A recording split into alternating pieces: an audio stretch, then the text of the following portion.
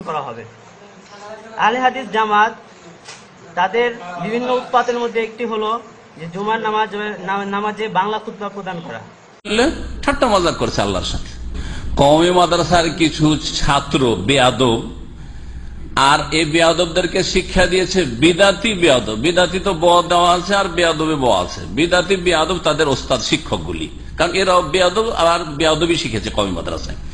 এরা শিখিয়েছে ঠাট্টা মজাক করা ইসলাম নিয়ে। নামাজ পড়ছে আর সেই নামাজে পাকে দূরে করে রেখে দাঁড়াচ্ছে।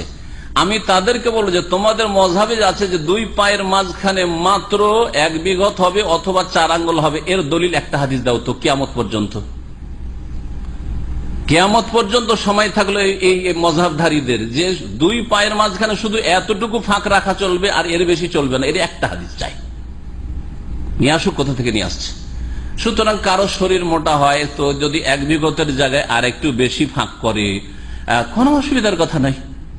এই ক্ষেত্রে কোনো বাধা ধরা এরকম কোন পরিমাণ নেই যে এতটা পরিমাণ শুধু ফাঁক রাখতে পারবেন বা দুই ফাঁকে একবারে মিলিয়ে রাখতে হবে, কোথাও এর প্রমাণ নেই। এগুলো মন গড়া কথা ফোকাহাদের, যে 1 বিঘত অথবা 4 আঙ্গুল বা কিছু দুই পায়ের মাঝখানে কোনো হাদিস নেই সম্পর্কে।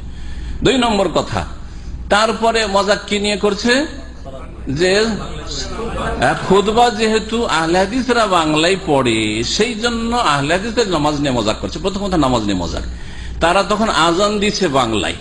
এই বিদাতীদেরকে বলবো যে তোমাদের ধর্মে, তোমাদের হানাফি ফিকাতে, নুরুল আনোয়ারে আর সমস্ত ফিকার কিতাবগুলিতে আছে যে ইমাম আবু হানিফার কাছে সূরা ফাতিহাও ফারসিতে জায়েজ, আর তাকবীরে তাহরিমা এগুলো ফারসি, যতগুলি তাকবীর আছে নামাজের ভিতরে সবগুলি ফারসিতে জায়েজ।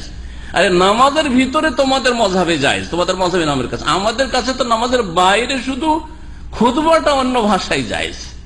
তাহলে তোমাদের ধর্ম নিয়ে তোমরা ঠাট্টা করছো, তোমাদের মযহাব নিয়ে তোমরা ঠাট্টা করছো, তোমাদের ইমাম সাহেবকে নিয়ে ঠাট্টা করছো। কারণ আবু হানিফা রাহমাতুল্লাহির কাছে আল্লাহ বুজুর্গ বার তার আল্লাহু আকবার না বলা জায়েজ, কেউ অস্বীকার করতে পারবে না। আসুক কেউ অস্বীকার করার মতো কোন মৌলবী থাকলে আসুক, তাদের কেউ আল্লাহু আকবার না বলে যদি আল্লাহ বুজুর্গ বার তার তাকবীর তাহরিমা করলেন আর তারপর রুকুতে গেলেন আল্লাহ বুজুর্গ বার তার হ্যাঁ, আর তারপরে সেজদায় গেলেন আল্লাহ বুজুর্গ বার তার সেজদা থেকে উঠলেন, যতগুলি তাকবীর সবগুলি যে আল্লাহ বুজুর্গ বার তার ফারসিতে বলেন, তাহলে আবু হানিফার কাছে নামাজ জায়েজ হয়ে যায়।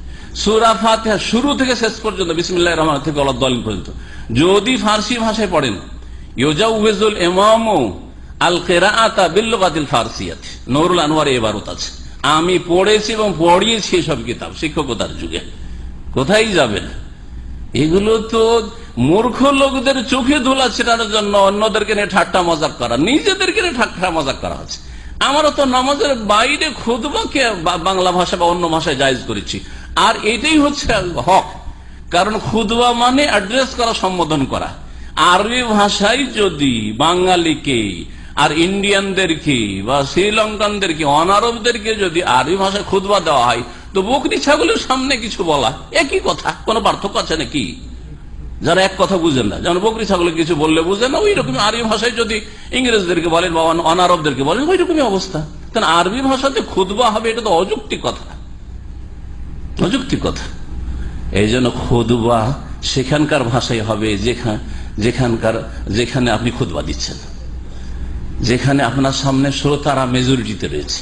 মেজরিটি দেখে আমার ফায়দা দেখতে হবে যে আমার কোন ভাষাটা এখানকার অধিকাংশ লোকেরা বোঝে, ওই ভাষাতে খুতবা হইতে হবে। সে জুমার খুতবা হোক, ঈদের খুতবা হোক, আর অন্য কোন খুতবা হোক, বিয়ের খুতবা না সুন্নতি খুতবা পড়ে নেওয়ার পরে বাকিটা হোক, খুতবায় মাসনুনা পড়বেন, খুতবায় মাসনুনা পড়বেন। আর আমরা আলহামদুলিল্লাহ জুমার খুতবাতে, ঈদের খুতবাতে সবগুলিতে খুতবায় মাসনুনা পড়ি। ওদের মতো না যে বানানো খুতবা আবার পড়ি।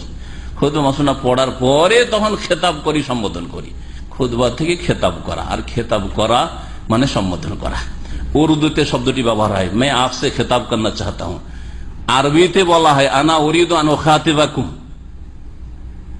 তাহলে খেতাব মানে তো সম্বোধন করা, খেতাব মানে তো মন্ত্র পাঠ করা না। এরা তো মন্ত্র ধর্ম বানিয়ে ফেলেছে।